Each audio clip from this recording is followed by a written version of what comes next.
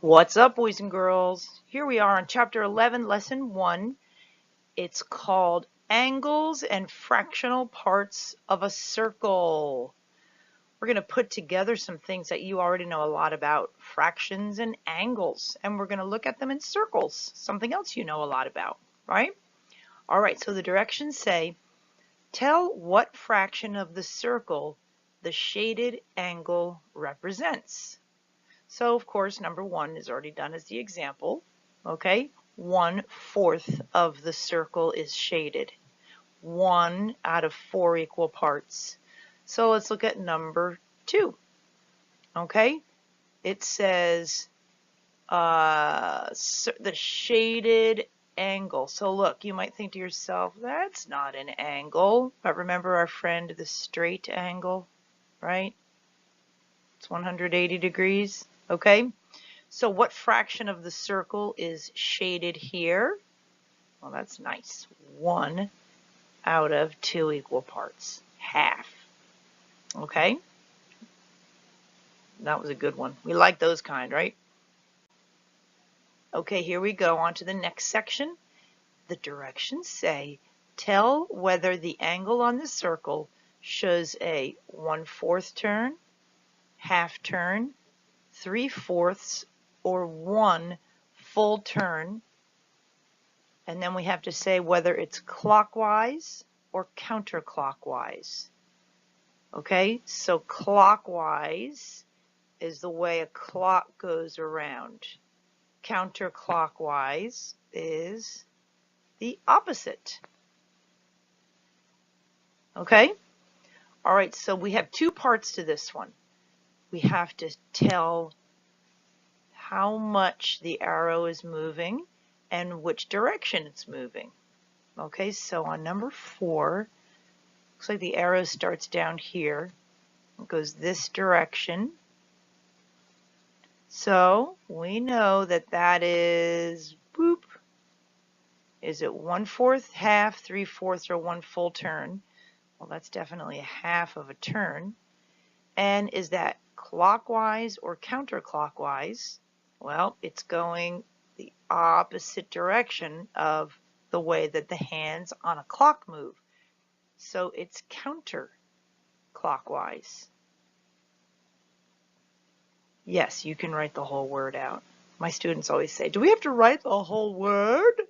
And I say, yes, why not? Write the whole word. It'll help you remember it. All right, so let's look at number 5. Okay, there's the beginning, and the arrow goes that way. Okay, so right off the bat, that's a pretty good ways around, isn't it? Right?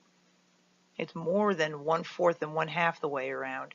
So if you look at it this way, right, it goes around 1, 2, 3.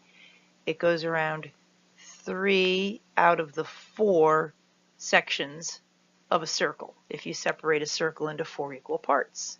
And now, is it going clockwise or counterclockwise? Well, that's the way the hands on a clock go, around and round and round, that way, right?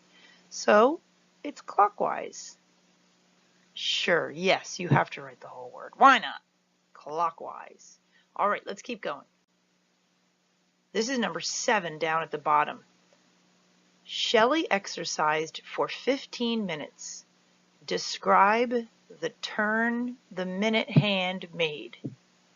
Okay, so here's the start and here's the end of Shelley's exercise.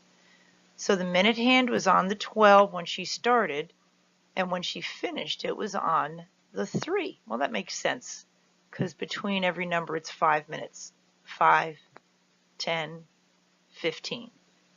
Okay, so she exercised for that much time, or that section of the clock, if you want to look at it that way. Okay, so describe the turn that the hand made. It started at the 12 and it went, how far? It went 1/4. Which direction? Definitely clockwise, because it actually was talking about time, right? Are we going through a black hole? That would be counterclockwise.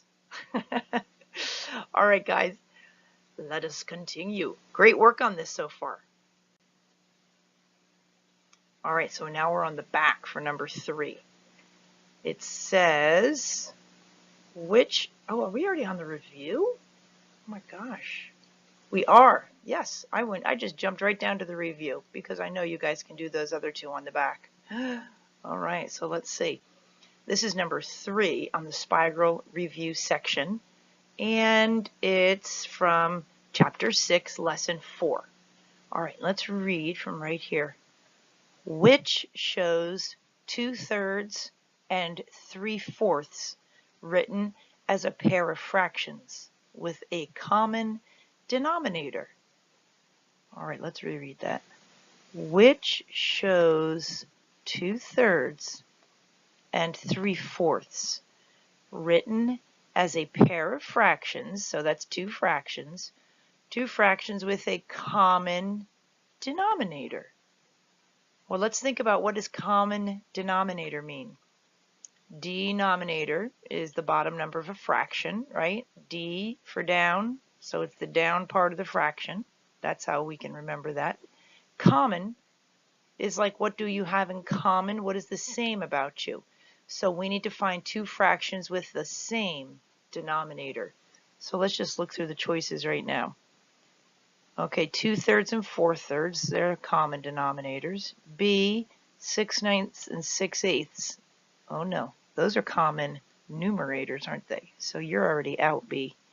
C is 2/12 and 3/12, common denominator. D is 8/12 and 9/12, common denominator. Okay, so we know right now, right off the bat, that B is not going to be the answer. So let's take a look at 2/3 and 3/4. 2/3 and 3/4. Now you guys have to go way back to remember this.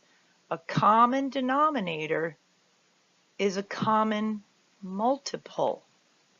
We need to find a number that when I multiply 3 and I multiply 4, I can get to the same number.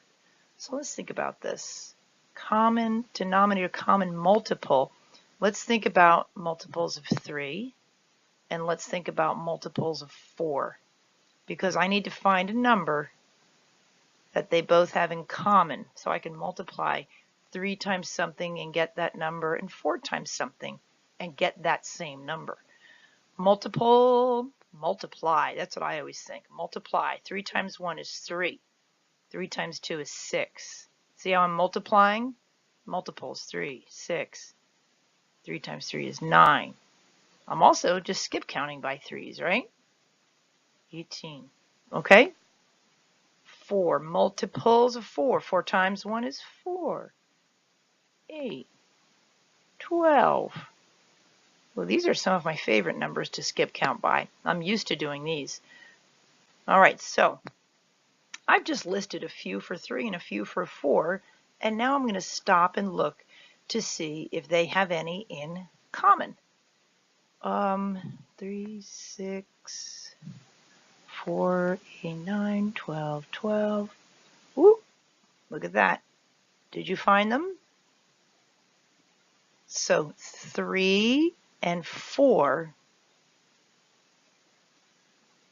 both have 12 as a common multiple. Okay? Now that doesn't mean 3 times blank 12. I'm going to put something in there, and I'm going to put something in there to equal 12. Okay?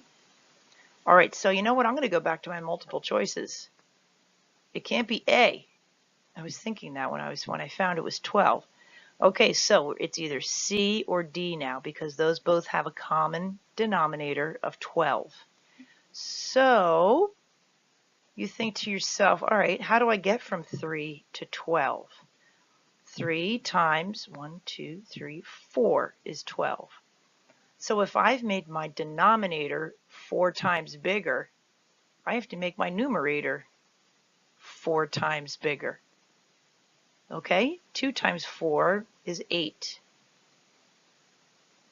So 2/3 is equivalent to 8/12.